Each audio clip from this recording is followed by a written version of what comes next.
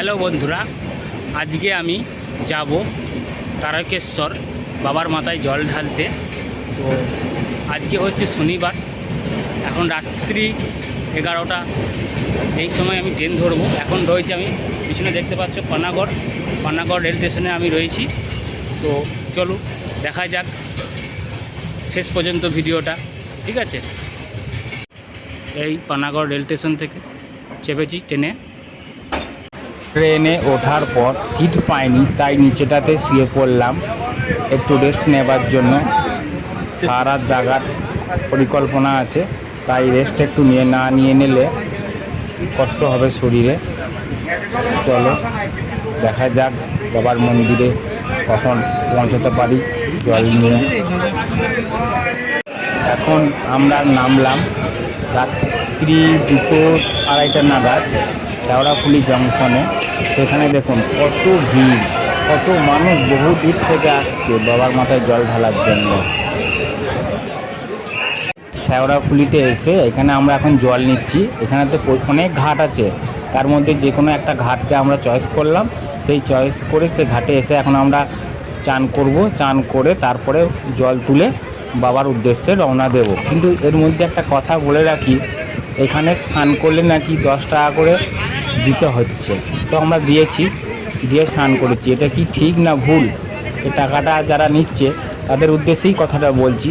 আপনারা একটু কমেন্ট বক্সে এসে জানাবেন এটা কি ঠিক করেছে না ভুল করেছে।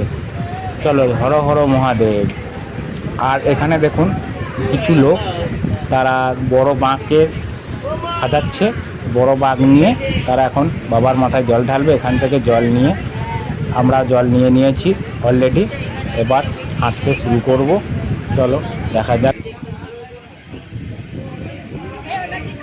হ্যালো বন্ধুরা, এখন এই জল নিয়ে শুরু করলাম হাঁটা। এখন টাইম হলো ভোর 4:30। দেখি কটার সময় পৌঁছাতে পারি আমরা।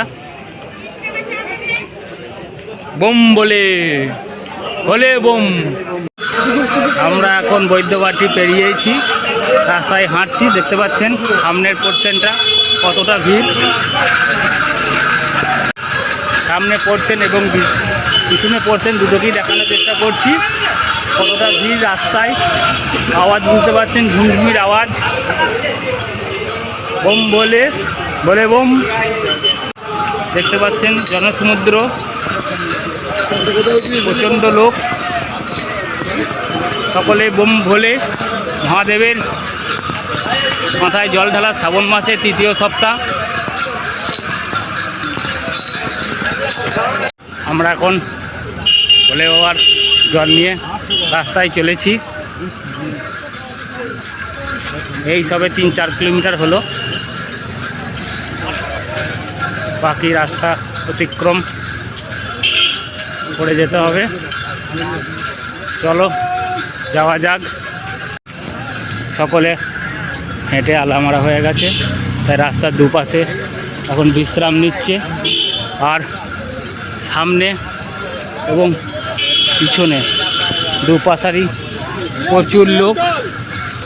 চলো বোম বোম ভোলে বোম।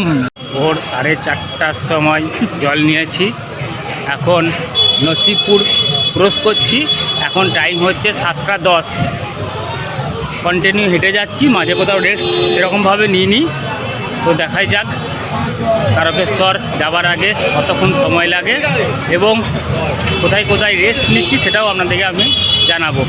চলো দেখতে থাকো ভিডিওটা। এখন 8টা বাজতে চললো, সিঙ্গুর ক্রস করছি। চলো বন্ধুরা, বাকিটা ভিডিও হবে যেতে যেতে। এখন কামারকুণ্ডু বেরোচ্ছি। চলো একটার পর একটা জায়গা দেখাতেই থাকবো। শেওড়াফুলি থেকে জল নিয়ে ভোর 4:30 বেরিয়েছিলাম।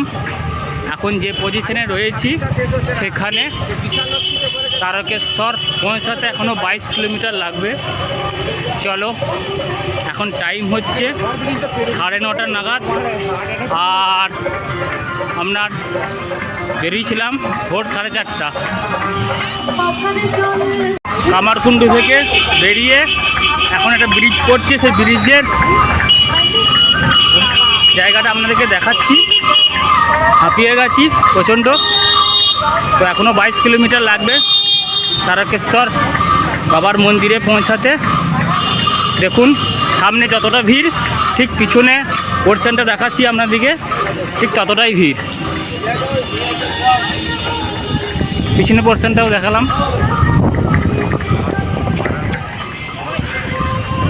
আজকে বৃষ্টি হয়নি, সে কারণে রোদের তাপমাত্রা প্রচণ্ড ছিল,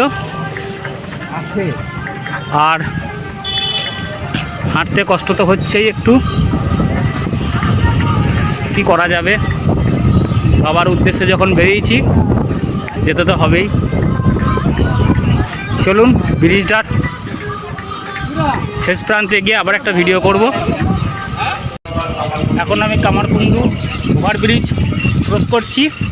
পিছনে পোর্শনটা দেখে বুঝতে পারছি না, এটা কামারকুণ্ডু রেল স্টেশন, আর আমি এখন রয়েছি ওভারব্রিজের ওপরে। চলো ভিডিওটা স্কিপ না করে দেখতে থাকুন পুরোটা, এখনও পর্যন্ত বাবার কাছে পৌঁছায়নি। কামারকুণ্ডু ব্রিজটা পেরুতে প্রায় আপনার অনেকক্ষণ সময়টা লেগেছে, আমি তো ঠিক হিসাব করে রাখিনি, তবে 2 কিলোমিটারের মতো ব্রিজটা ছিল। প্রচণ্ড কষ্ট হয়েছে, তো কষ্টটা হওয়াটাই স্বাভাবিক, ব্রিজ তো একটু চড়ি থাকে, উঠতে কষ্ট হয়। চলো বাবার কৃপায় কমপ্লিট করে ফেলেছি। বোম বোম ভোলে বোম। কামারকুণ্ডু ওভারব্রিজটা শেষ করে কিছুক্ষণ বিশ্রাম নিলাম। বিশ্রাম নেবার পর আবার স্টার্ট করলাম হাঁটা। আবহাওয়াটা দেখছি একটু মুখ তুলে তাকিয়েছে, বৃষ্টি হবে মনে হচ্ছে, 2-1 ফোঁটা পড়তে শুরু করেছে। খুব ভালো হয় বৃষ্টিটা হলে, নাহলে প্রচণ্ড গরমেতে আর পাচ্ছি না, শরীর ক্লান্ত হয়ে পড়েছে, হাঁপিয়ে গেছি আমি নিজে অনেকটাই। তো পুরো ভিডিওটা দেখার জন্যে আপনাদেরকে স্কিপ করবেন না, পুরোটাই দেখুন। আর আমার ভিডিওটা ভালো লাগলে লাইক, শেয়ার এবং কমেন্ট করবেন। চলুন। ভেবেছিলাম বৃষ্টিটা হবে, কিন্তু বৃষ্টিটা হলো না, উল্টে আবার রোদে প্রকোপ বেড়ে গেল। সেই কারণে আবার ভিডিওটা করলাম আমি। বৃষ্টি তো হলোই না, রোদ বেড়ে গেছে, কষ্ট তো হচ্ছেই। চলো, অনেকেই বসে আছে, অনেকেই হাঁটছে গরমেতে। অনেকটা রাস্তা হেঁটে আসার জন্য মানুষ এখন খুবই ক্লান্ত হয়ে পড়েছে, কেউ কেউ শুয়ে পড়েছে, কেউ কেউ বসে আছে। দুপুরে যেহেতু বৃষ্টি হয়নি, তাই পিচ রাস্তা খুব গরম হয়ে গিয়েছিলো, চলতে অসুবিধা হওয়ার কারণে হাঁটতে পারিনি। তো 1-2 ঘন্টা রেস্ট নেবার পর আবার শুরু করেছি হাঁটা। প্রচণ্ড কষ্ট হচ্ছে, ঠিক আছে, কোনো ব্যাপার নয়। চলো দেখা যাক কি হয়। বন্ধুরা এখন বাজে বিকেল 5টে, বিকাল 5টা বাজছে এখন ক্রস করছি হরিপাল। চলো আর কত সময় লাগে দেখি বাবা তারকেশ্বরের মন্দিরে যাওয়ার জন্য, সঙ্গে থাকুন। দেখুন সামনে এবং পিছনে কতটা ভিড়, এবং দলে দলে মানুষ বাবার উদ্দেশ্যে যাচ্ছে শ্যাওড়াফুলি থেকে জল নিয়ে। দেখুন